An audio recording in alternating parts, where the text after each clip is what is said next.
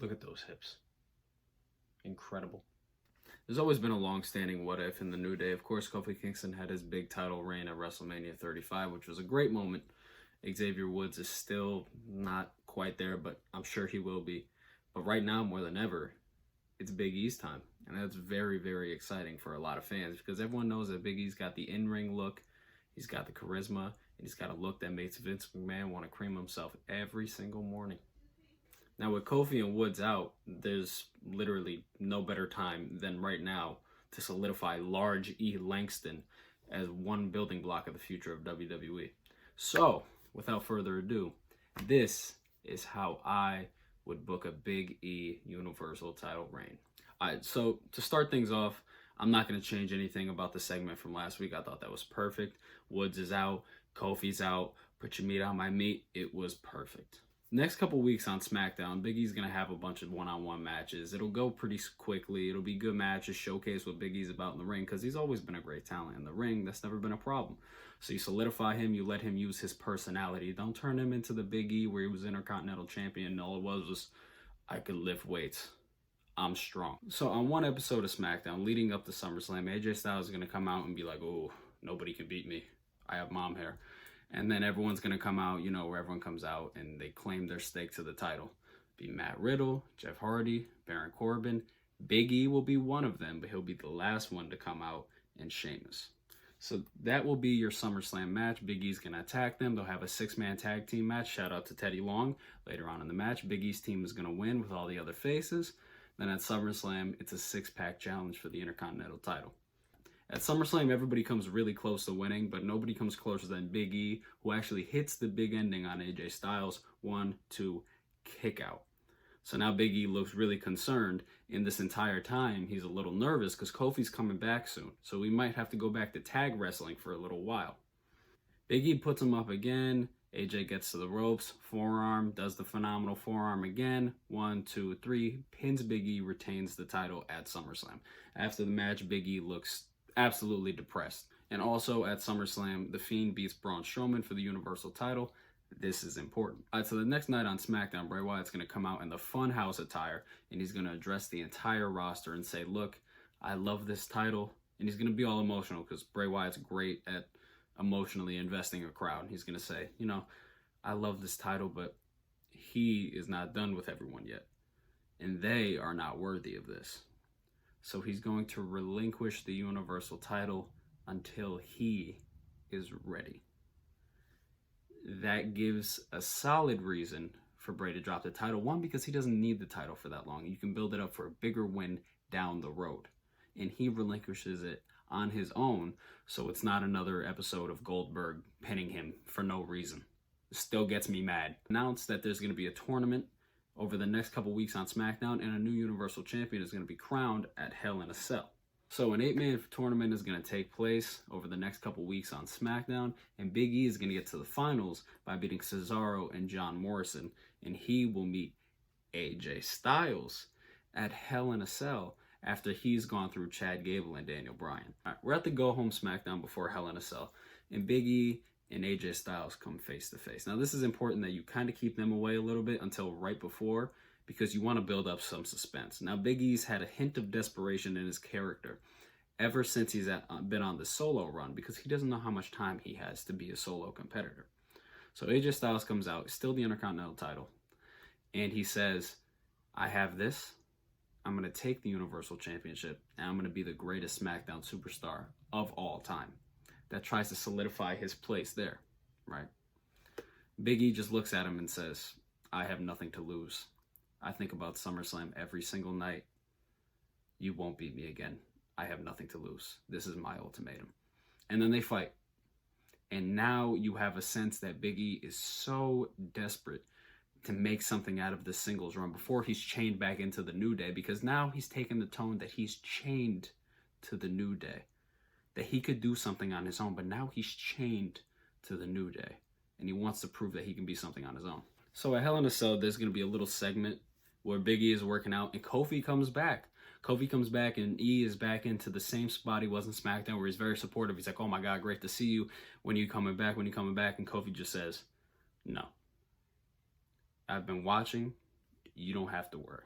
The same way that you had my back when I was a solo competitor, we will have yours. You don't have to rush. This is your time. So now Big E's got this desperate tone out of the way, and now he's back to being happy Big E. We hadn't seen happy Big E in about a month. So now he goes in and he's motivated. He's got Kofi ringside. Believe it or not, he has Kofi ringside. Even though it's a Hell in a Cell match. I want to say that. I don't know if they could really pull that off with everything that's going on right now, but it's a Hell in a Cell match. And if not, it'll be a normal match. Whatever. Who cares? So in the main event, it's a close match. They put on a great show. Big E hits Styles with a big ending. Again, 1-2 kick out. Big E has a second where he looks like, what do I have to do? And then remembers. He gets up, puts him in the big ending. The same thing happens as in SummerSlam.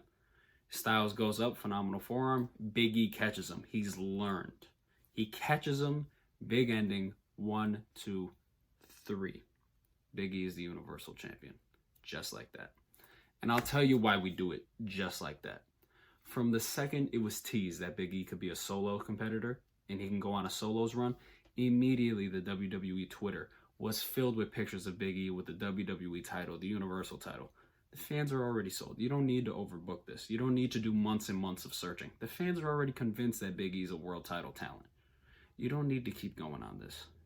So I say you give him a world title right now and you let him run a little bit while there's a pandemic going on, because now Bray Wyatt's preoccupied with other stuff. We haven't heard from Strowman. Roman is not back yet. AJ Styles is still Intercontinental Champion. And now you give Big E a chance to really run with it. And it's not unbelievable in the way that it was when they threw it on Jinder Mahal. So the following SmackDown comes. And Kofi has this huge, elaborate celebration planned out for Big E. And they come out in complete New Day happiness, excitement. So they're coming out being happy. Big E thanks the WWE Universe. He thanks Kofi. He thanks everybody for being there for him. And he was like, man, I wish Xavier was here. And Kofi goes, oh, it's funny you say that. Then you hear the trombone from the back. Out comes Xavier Woods to come celebrate with his friend Big E. Big E is pumped. The New Day's back together. Everyone's loving it, right? Out comes AJ Styles. He runs down Big E for getting lucky at Hell in a Cell. And he's mad at him for blocking him from becoming the greatest superstar in SmackDown history. So he says the New Day has always been a joke. There was no reason for Kofi Kingston to ever be world champion, and there's no reason for Big E to be champion now. And he says his goal is no longer to be the greatest SmackDown superstar of all time, because now his goal is to take out the New Day, and that will make him the greatest SmackDown superstar of all time. Then, right from behind the ring, come Shinsuke and Cesaro. They start beating down on the New Day, and now they're teaming up on him. Xavier's not, cleared at this point, right? So he comes out. He's still in a boot. And they're beating him down. They got Kofi and Big E beat up, and then they pin Xavier down. AJ Styles gets a chair from outside of the ring. He puts it in between the ankle of Xavier Woods, steps on it, re-injures his ankle. Big E and Kofi try to chase him off. They run away, and now they're sitting there trying to tend to Woods. This celebration has turned into complete madness. So basically, Styles, Nakamura, and Cesaro come out the next week. The New Day is not there because they're tending to Xavier at home, and they're saying the New Day's a fluke. Big E is a fluke. We're together. We're going to destroy the New Day, and we're going to show that Big E is a fluke. And Styles asked for a rematch at Clash of Champions for the Universal title. Big E will accept that. Over the next couple weeks, Big E gets that edge back, that really, really great edge back, and he starts destroying Nakamura, and he destroys Cesaro. In 2 weeks in a row, he loses by disqualification because he can't stop beating him down. AJ Styles sees that, and he's taking note. He's not saving his friends from getting beat up. He's just taking note, because at the end of the day, AJ Styles wants what's best for him. The next week, AJ is going to beat Kofi in a match, and he's going to pick a stipulation for the match. And he's going to look at E and say, I'm not going to pick a stipulation, but I'm going to set some rules. 1, Kofi cannot be at ringside. And 2, if you get disqualified, I'm the new Universal Champion. I've seen you snap over the past few weeks, and I know you'll do it again.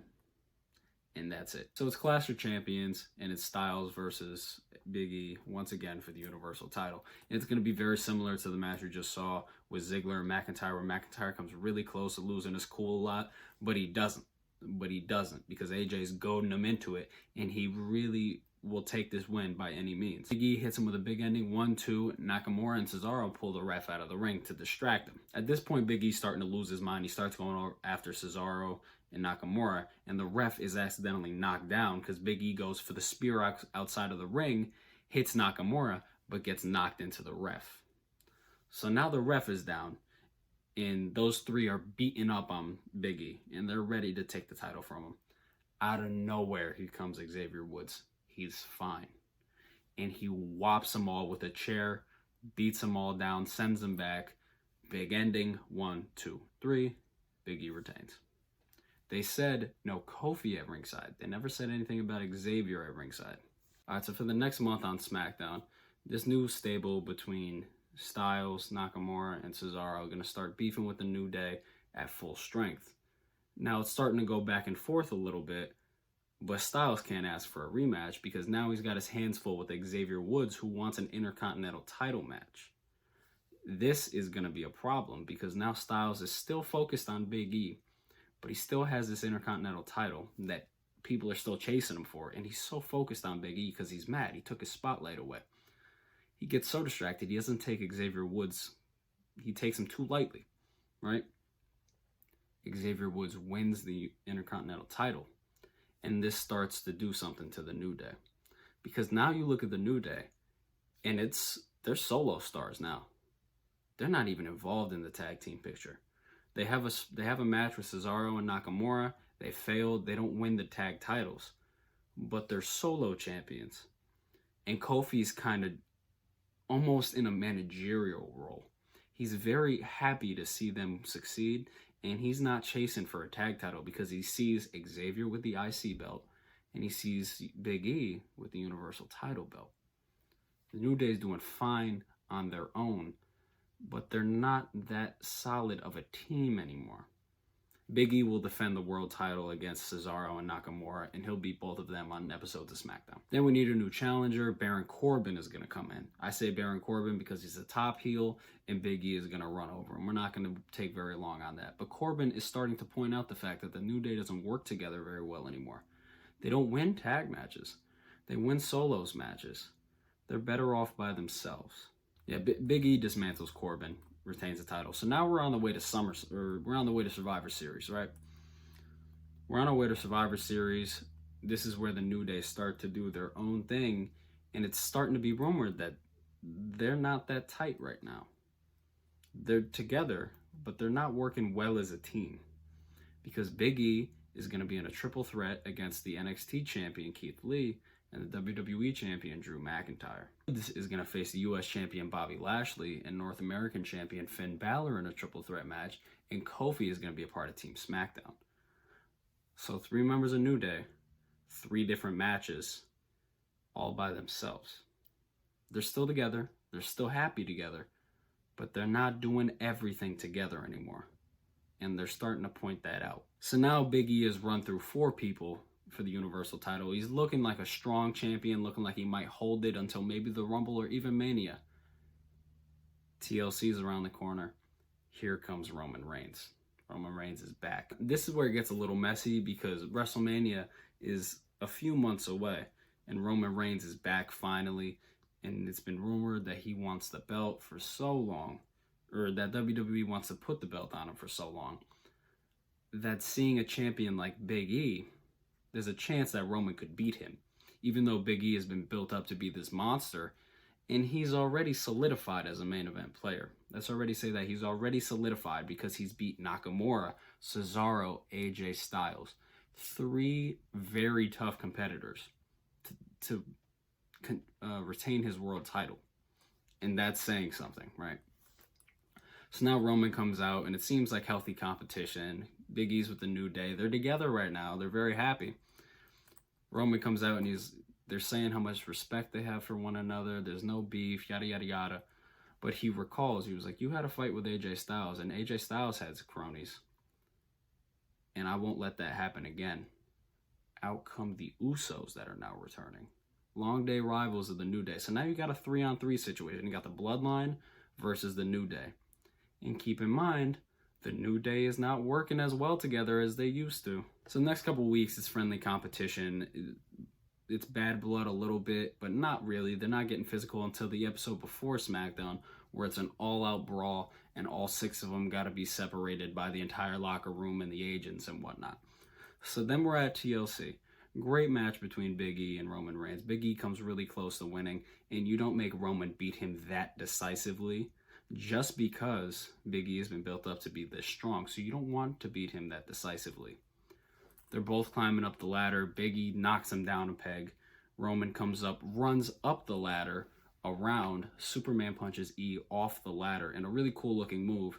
E rolls out of the ring. Roman Reigns goes up, takes the title. Roman Reigns wins. So this is the end of Big E's first Universal title reign. And it was a good one. It's Mania season. You want the belt on a star like Roman. They wouldn't go through with keeping it on E. But Big E is still seen as a main event player because of that strong Universal title feud that he had. He's been a star. The New Day is a star. Xavier Woods is a solo star. Kofi Kingston has always been Kofi Kingston. Now Big E is into his own too. So while this takes the belt off E, it doesn't take the shine away from Big E because he's still a superstar and he's now a former world champion, and those words stick around with you. So just to cap up Big E's world title reign, he beats Styles decisively, he beats Cesaro and Nakamura decisively, as well as King Corbin. Those are 4 pretty solid title reigns for a babyface world champion.